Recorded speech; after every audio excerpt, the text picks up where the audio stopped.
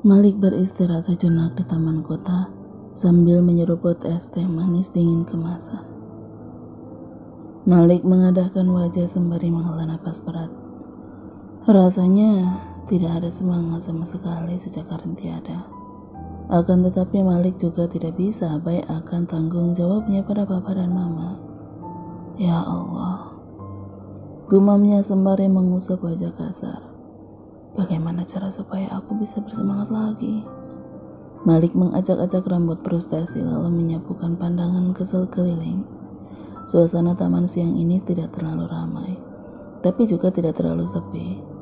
Banyak juga karyawan yang kantornya berada di dekat taman sedang melihat sambil istirahat sambil menikmati jajanan. Baru aja Malik bangun dan berniat pergi. Langkahnya terhenti saat pandangan matanya menatap sosok tidak asing. Begitu mirip jika dilihat dari postur tubuhnya dari samping. Dengan cepat Malik berlari menghampirinya yang berdiri di dekat pintu belakang taman. Karin? Wanita itu menoleh dengan raut wajah bingung. Senyum Malik lenyap seketika saat menyadari wanita itu bukanlah dirinya. Maaf mbak, saya salah orang, ucapnya dengan senyuman hambar. Ya mas, tidak apa-apa, ucapnya lalu pergi setelah melihat seorang pria melambai padanya dari balik kaca mobil. Malik menghembuskan napas kasar, kemudian melangkah langsung menuju pintu taman lainnya. Orang-orang percaya Karin sudah tiada, begitu juga dengan Ibu Wati dan anak-anak panti. Tetapi entah kenapa perasaan Malik selalu mengatakan kalau Karin masihlah hidup. Namun perasaan itu tidak Malik ceritakan pada siapapun karena tidak mau dibilang tidak waras. Dia pulang ke rumah dengan hasil nihil. Papa selalu menyemangati, berbeda dengan mama yang selalu cuek dan ketus karena dia menolak menikah kembali dengan Ayu. Entah kapan dia akan menyadari semua kesalahannya itu. Ini kartu nama teman papa. Papa meletakkan sebuah kartu nama di atas meja saat dia sedang minum di dapur. Kamu coba besok temui dia, siapa tahu di perusahaannya sedang membutuhkan karyawan. Ya Pak, besok aku coba ke sana. Terima kasih. Papa tersenyum menepuk pelan bahu lalu pergi ke ruang tengah lagi. Malik berjalan menaiki tangga dengan langkah berat, menghempaskan punggung di ranjang lalu tertegun memandangi langit-langit kamar. Aku merindukanmu sayang, aku merindukanmu. Gumamnya dengan mata yang terasa sedikit memanas. Dia bangun lalu mengambil plastik transparan dari dalam tas. Sebelum pulang ke rumah tadi, sempat mampir ke tempat pencetakan foto. Semua foto Karin yang masih tersimpan di ponsel telah dia cetak. Malik berdiri lalu menempelkan satu persatu foto tersebut di dinding sebelah kiri yang kosong. Tersenyum perih sembari mengusap foto Karin yang sedang tersenyum dengan sebelah matanya yang mengedip. Karin? Malik menunduk, membiarkan air mata menetes ke lantai, memukul-mukul dada sembari menarik napas panjang saat sesak itu kembali mendera. Pukul 6:30 malam, Mama mengetuk pintu kamar. Malik yang tengah browsing tentang lowongan kerja pun terpaksa turun dari ranjang, lalu membukakan pintu. Makan malam dulu, Papa udah menunggu, ujarnya dingin lalu pergi begitu saja. Malik hanya menghela napas panjang, lalu kembali ke dalam untuk mematikan laptop.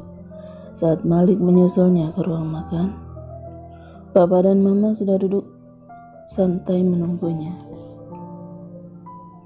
Makan yang benar Malik, kamu makin kurus aja, jangan sampai kamu sakit, tegur Papa.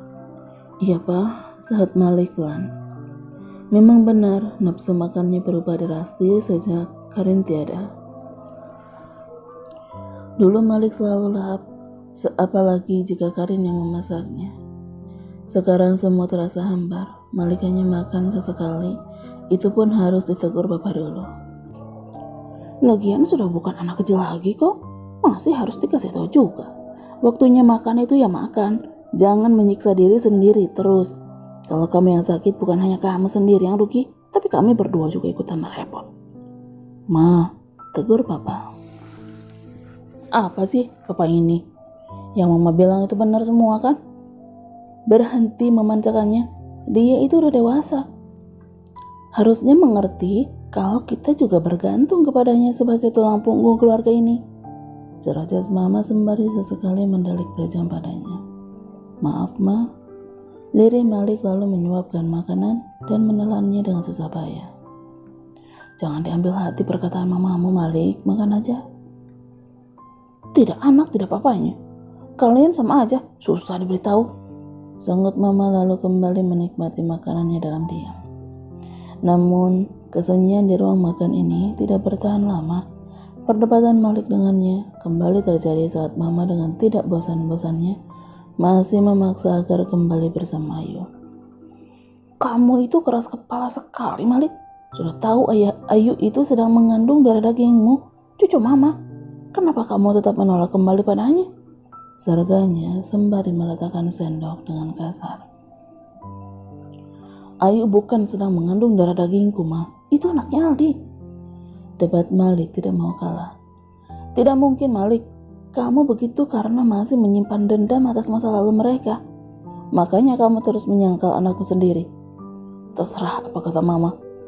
Malik meletakkan sendok dengan kasar lalu berdiri. Yang harus Mama ingat, sampai kapanpun aku tidak akan pernah kembali pada Ayu. Tegas Malik lalu pergi, meninggalkan meja makan.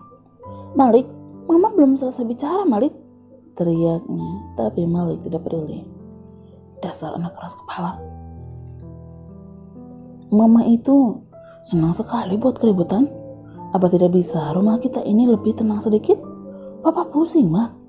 Papa capek dengan tingkah Mama yang tidak mau berubah. Hardik Papa yang masih bisa Malik dengar dengan jelas dari anak tangga. Entah bagaimana caranya supaya Mama bisa mengubah sikap arogan dan ingin menang sendirinya itu. Ia bahkan tidak bersedih sama sekali mengetahui Karin tiada bersama calon anaknya, cucunya sendiri. Dia lebih peduli dengan janin yang dikandung Ayu, janin yang bahkan belum jelas siapa ayah kandungnya.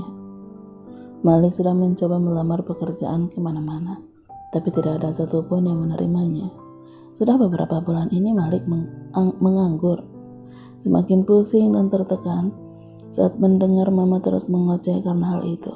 Perusahaan kenalan Papa pun tidak ada lowongan.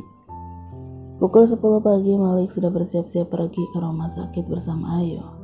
Sudah berkali-kali Malik mengajaknya, tapi dia selalu menolak dengan berbagai alasan.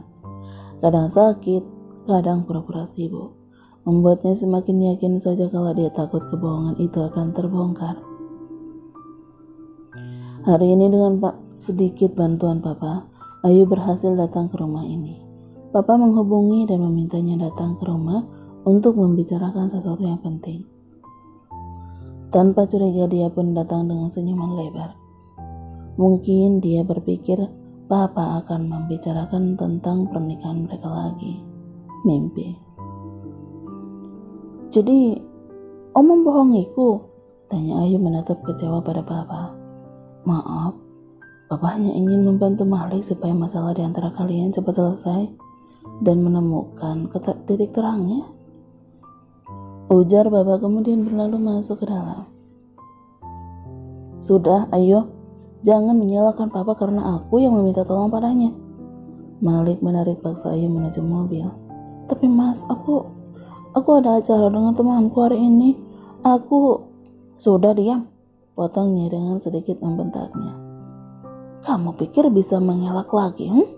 Kali ini permainanmu akan tamat, Ayu. Kebenaran akan terbuka dengan jelas di depan mata. Tegas Malik lalu kembali menarik dan memintanya naik ke dalam mobil dengan paksa. Mobil melaju cepat menuju sebuah rumah sakit swasta yang tidak begitu jauh dari rumah. Dari ekor mata bisa Malik lihat Ayu duduk dengan gelisah. Malik tersenyum miring melihat kedua tangannya yang tidak berhenti saling meremas di pangkuan. Dari tingkahnya saja sudah terlihat jelas ia menyembunyikan sesuatu. Akan tetapi Malik butuh bukti yang akurat supaya bisa membungkam Mama juga dirinya. Kurang dari setengah jam mobil Malik sudah sampai di parkiran rumah sakit. Ayu masih duduk di dalam mobil saat Malik sudah turun. Dengan cepat Malik membukakan pintu, tapi dia masih saja berdiam diri. Ayo cepat turun. Apa kamu takut kebohonganmu itu akan terbongkar? Sindirnya yang langsung membuatnya salah tingkah. Siapa yang takut? Aku tidak takut kok. Ya akhirnya turun meski terlihat sangat terpaksa. Ayo. Malik menuntunnya ke dalam rumah sakit. Telapak tangannya terasa sangat lembab karena keringat dingin. Kalau dia tidak menyembunyikan sebuah kebenaran, untuk apa dia sampai grogi dan ketakutan seperti ini? Dasar. Mereka duduk menunggu giliran. Beberapa kali Ayu sempat mencari alasan dan cara agar bisa pergi dari sini, tapi tidak berhasil. Dia pikir Malik akan membiarkannya terus disalahkan atas kehamilannya itu. Enak aja. Ibu Ayu Nita Prambudi, panggil perawat. Ayo, sekarang giliranmu, kata Malik sembari memintanya berdiri. Mas, aku... Sudah, cepat. Malik memotong perkataannya dan segera menariknya pergi menuju ruangan pemeriksaan. Setelah melalui beberapa proses, akhirnya pemeriksaan pun selesai. Dokter mengatakan hasilnya akan keluar paling lambat 2 minggu dari sekarang. Nanti pihak rumah sakit akan mengabari untuk mengambil hasilnya lagi. Malik berjalan keluar ruangan dengan senyuman lega. Berbeda sekali dengan raut wajah Ayu yang terlihat tegang dan sedikit pucat. Rasanya Malik tidak sabar menunggu hasilnya. Mas, bisa antar aku pulang ke rumah? Tanyanya lirih. Tentu saja, mana mungkin aku membiarkan wanita hamil pulang sendiri. Ayo, biar aku antar kamu pulang. Malik membukakan pintu depan untuknya. Sepanjang perjalanan, Ayu tidak lagi mengeluarkan sepatah kata. Tak seperti biasanya yang selalu cerewet, membicarakan hal-hal tidak penting. Sebaiknya kamu jujur aja dari sekarang. Aku tidak akan marah meskipun benar kamu menipuku juga mama. Asal kamu bersedia mengakuinya. Malik meliriknya sekilas, lalu kembali fokus menatap jalanan. Ayu tidak menjawab. Sedari tadi dia memilih menyandarkan kepalanya sambil memandang keluar jendela mobil. Mungkin dia sedang ketakutan dan gelisah sendiri atas apa yang sudah dilakukannya. Hampir setengah jam lebih, akhirnya mobil Malik berhenti tepat di depan gerbangnya. Terima kasih mas, ucapnya dengan lesu. Malik mengangguk. Kalau begitu aku pulang dulu, sebaiknya kamu istirahat. Kamu terlihat lesu begitu. Saran Malik kemudian berbalik dan bersiap pulang. Mas, panggilan Ayu berhasil menghentikan langkahnya lagi. Apa? Tanya Malik cuek. Ayu menunduk dengan kedua tangannya bergerak memilih ujung cardigan yang dikenakannya. Apa sih? Aku harus buru-buru pulang, katanya tidak sabar. Tidak apa-apa. Ayu menggeleng menatap Malik dengan gelisah. Malik hanya tersenyum miring lalu kembali melangkah dan masuk ke dalam mobil. Sesaat sebelum mobil melaju pergi, Malik memanggilnya kembali melalui kaca jendela yang dibuka. Ya, tanya Ayu. Sebaiknya kamu segera mengabari Aldi tentang hal ini. Pastikan dia mau bertanggung jawab dan tidak akan kabur seperti dulu, ujarnya dengan senyum miring, lalu segera menginjak gas, meninggalkan Ayu yang berdiri terpaku memandang kepergian mobilnya. Sejak dilakukan pemeriksaan itu, Ayu belum pernah datang lagi ke rumah ini. Membuat mama khawatir dan bertanya-tanya, tapi Malik hanya mengerikan bau. Tak peduli, dia pasti sedang dilanda perasaan gelisah dan ketakutan karena perbuatannya sendiri. Hari telah berganti, kini saatnya kebenaran itu terungkap. Tadi pagi pihak rumah sakit mengabari Malik untuk mengambil hasil pemeriksaan DNA tersebut. Senyum mengembang dengan sempurna saat Malik berjalan menuju parkiran dengan membawa amplop putih di tangan. Bagaimanapun dia berusaha menjebaknya, kebenaran tetap akan menang.